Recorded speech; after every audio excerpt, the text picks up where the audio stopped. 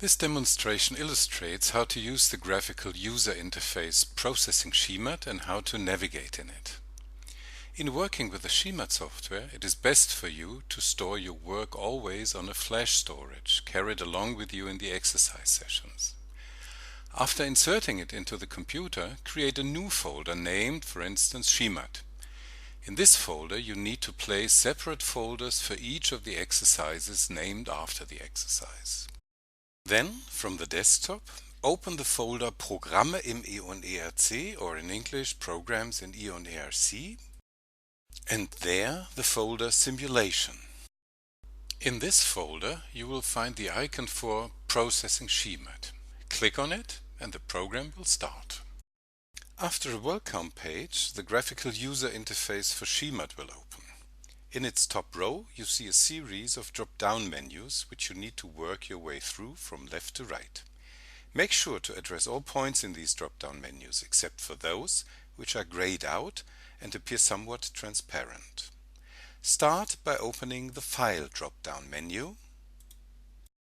Click New Model, create a new folder named BHE on your flash storage, and there a subfolder named BHE Prescribed Flow. Now you need to change the file manager default path from C Program Files SHEMAT to this new folder. Start by selecting your storage location. In our example, it is folder BHE, and identify it as the default storage location for this session. Proceed now to the Grid menu for defining the numerical mesh for the domain defined in model BHE. Click Mesh Size and choose how you wish to input your data. You may select either horizontal XY layers or vertical XZ or YZ cross-sections. The Grid editor displays the mesh. In this editor you can zoom in and out, rotate and translate the grid, and switch on or off duplication of parameter values assigned to grid nodes. Additional menu items in the top bar of the editor will be explained later as they become relevant. Exit the editor by clicking the Exit icon. And confirm that you wish to exit by clicking on Ja or Yes in the selection box. Proceed now to define the cross-section thickness from the Grid menu, where you select cross-section options.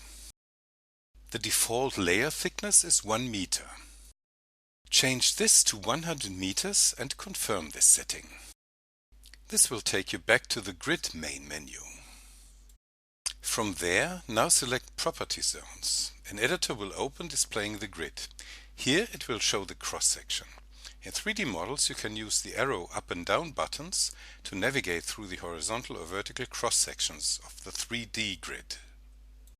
Now define a separate property zone representing the Boole heat exchanger in the node located at column 25 and row 30.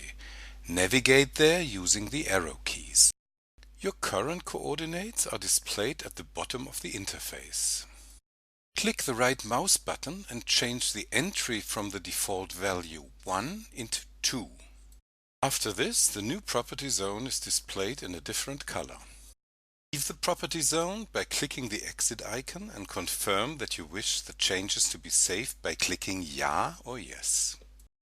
Now proceed to the Type main menu, in which you make your selections regarding the type of simulation to be performed, the type of coupling to be invoked between the different partial differential equations for flow, transport and reactions, and for the amount of real-time information you wish to receive as the simulation is performed. There, select Settings. A window pops up for choosing settings regarding the simulations of groundwater flow, heat transport, species transport and chemical reactions. For simulating a BHE subject to groundwater flow, select heat transport and groundwater flow and mark Prescribed Flow. Confirming your selection takes you back to the Type main menu. There, select Coupling. A window pops up for choosing settings regarding various options for coupling groundwater flow, heat transport, species transport and chemical reactions.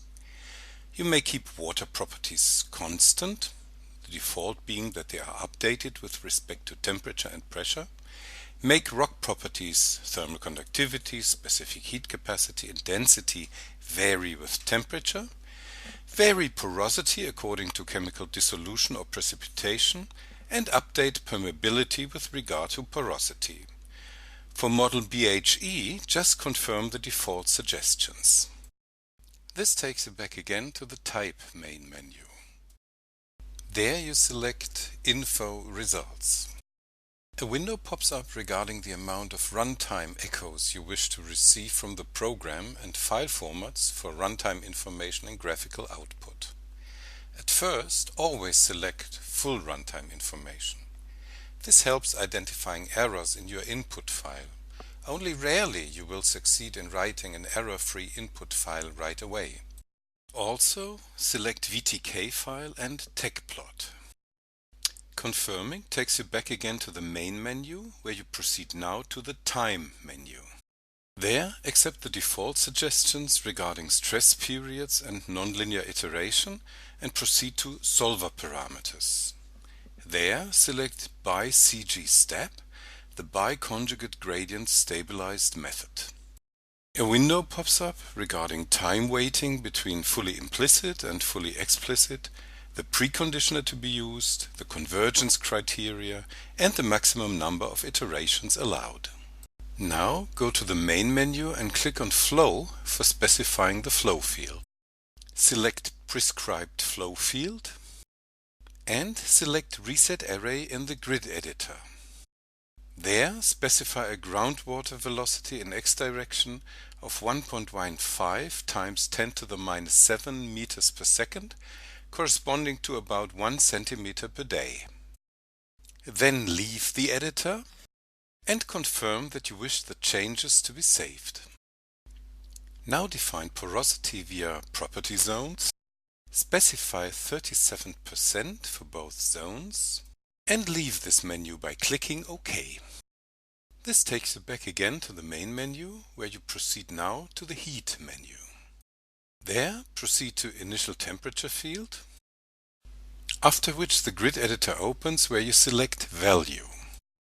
Now select Reset Array, upon which a box opens where you just confirm the default value of 10 degrees centigrade. Then leave the editor and confirm that you wish the changes to be saved. Now return to the main Heat menu for completing the other entries.